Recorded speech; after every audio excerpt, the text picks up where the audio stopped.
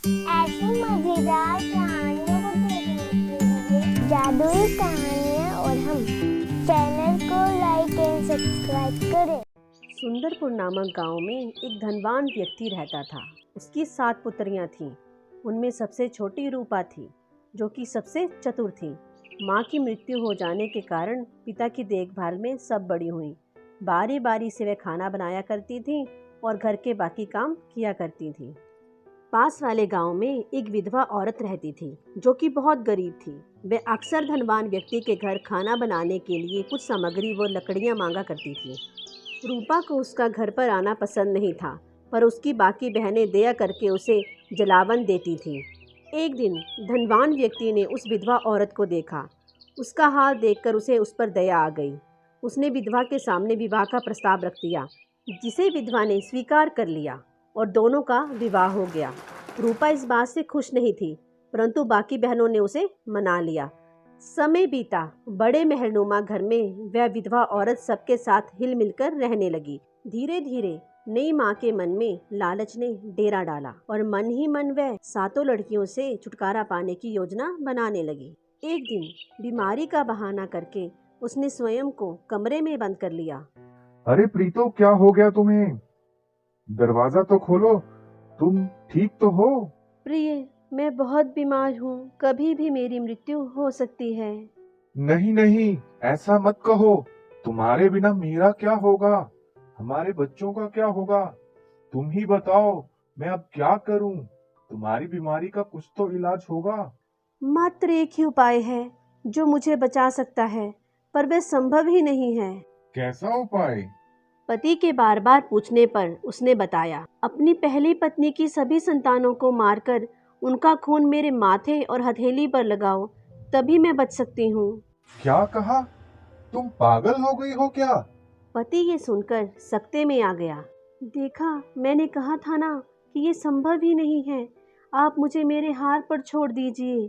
पति ने ये सब देखा और पत्नी की इच्छा पूरी करने का मन बना लिया।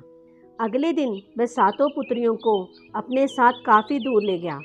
जंगल में उन्हें नींद की दवा मिला हुआ खाना खिलाया। थोड़ी देर में सभी सो गईं। उन्हें सोता छोड़कर वह लौट गया।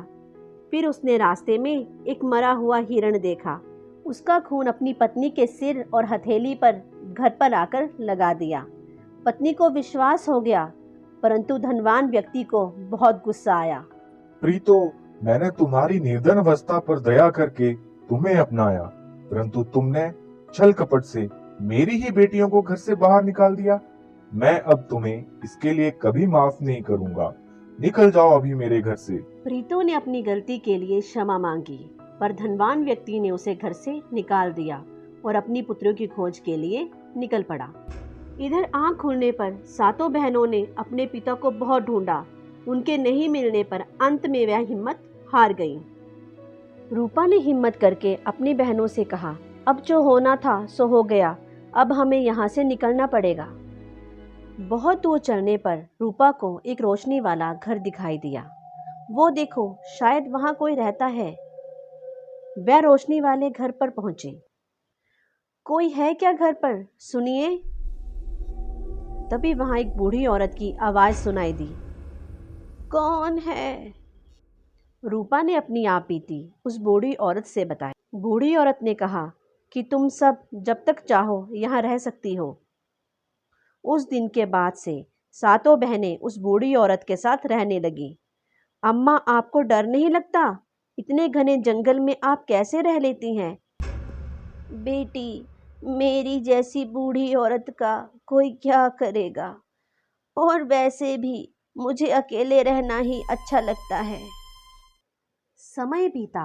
एक दिन बूढ़ी औरत ने 6 बहनों को जंगल में लकड़ी लाने के लिए भेज दिया और एक बहन को घर पर रख लिया।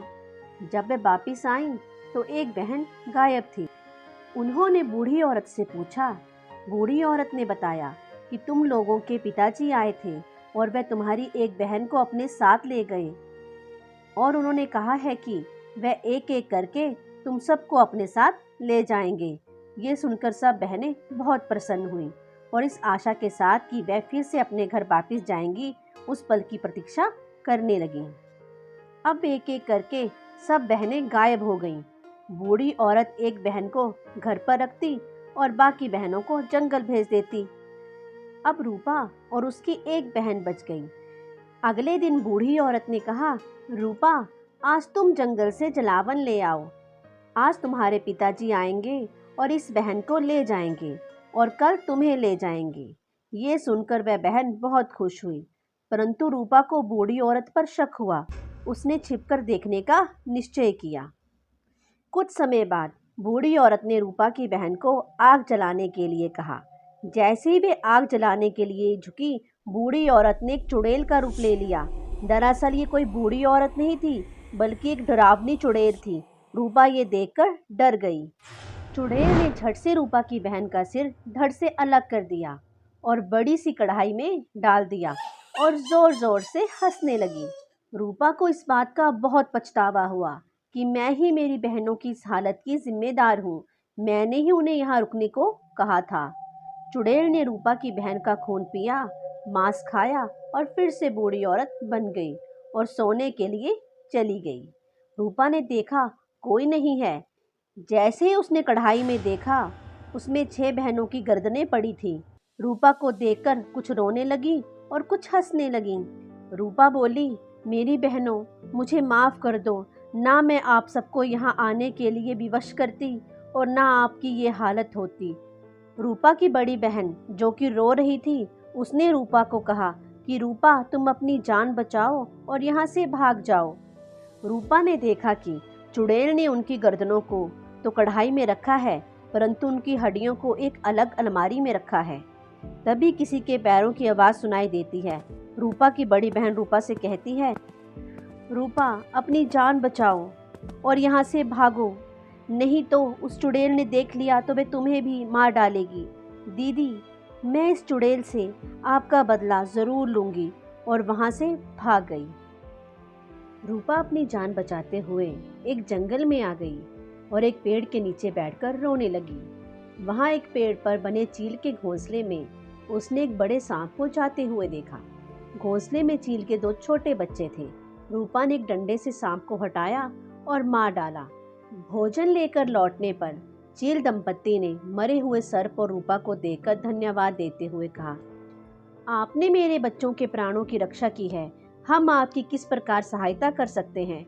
रूपा ने अपनी दुख भरी कहानी चील दंपत्ति से बताई। चील ने रूपा से कहा, इस चुड़ैल का आतंक तो बढ़ता ही जा रहा है। इसने पहले भी काफी जंगल के जानवरों को मारा है। एक रास्ता है जिससे इस चुड़ैल को खत्म किया जा सकता है तथा तुम्हारी बहनों को भी जीवित किया जा सकता है। बहुत बहुत दूर जंगलों से घिरे हुए एक स्थान में खजूर के पेड़ हैं। वहीं एक गुफा है। उस गुफा में 6 पात्र एक के ऊपर एक रखे हुए हैं। उन पात्रों के जल को अगर तुम ले आओ और चुड़ैल के ऊपर डाल दो तो वह नष्ट हो जाएगी तथा उस जल से तुम्हारी बहनें भी जीवित हो जाएंगी। पर मैं वहां तक पहुंचूंगी कैसे? चील ने उसे कहा, मैं तुम्हें ले जाऊंगा उस स्थान पर। चील तुरंत उसे उड़ाकर उस देश ले गया। वह रही गुफा, मगर ध्यान रहे उस गुफा में तुम्हें कठिनाइयों का सामना करना पड़ेगा। ये लो मेरा नाखून, ये तुम्हारे काम आएगा। रूपा ने चील को धन्यवाद किया और गुफा की ओर चल दी। जैसे ही रूपा ने गुफा में प्रवेश किया, कौन हो तुम लड़की और तुम्हें क्या चाहिए? मैं रूपा हूँ और मैं 6 पात्रों से जल लेने आई हूँ। चुड़ैल ने मेरी बहनों को मार डाला है। रूपा ने अपनी व्यथा बताई।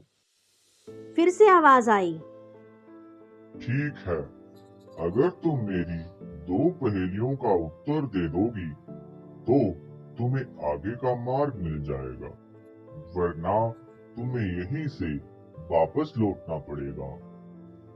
ठीक है, मुझे चुनौती स्वीकार है। 8 कलाएं उसकी होती, शीतल चंचल वरण धवल। रातों का राजा है वो, चाहे सरद हो चाहे गरम। रातों का राजा और शीतल यानी चांद। इस पहेली का उत्तर चंद्रमा होगा। बिल्कुल सही। अब मेरी दूसरी पहेली। आज यहाँ कल वहाँ रहे, नहीं किसी के पास रुके, और रुक जाए किसी के घर तो फिर घुमा देता है सिर। धन पैसा ही है जो किसी के पास नहीं रुकता, और जिसके पास रुक जाता है उसके सिर का दर्द बन जाता है। इस पहेली का उत्तर होगा धन। सही जवाब। तभी आगे का रास्ता खुल जाता है। रूपा आगे बढ़ती है, उसे 2 दरवाजे दिखते हैं। अरे, ये दरवाजे कैसे खुलेंगे?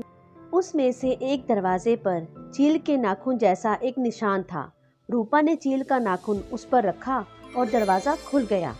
रूपा ने सभी पात्रों में से पानी लिया और वापस चुड़ैल के घर पर पहुंच गई। रूपा ने चुड़ैल पर जल को छिड़क दिया।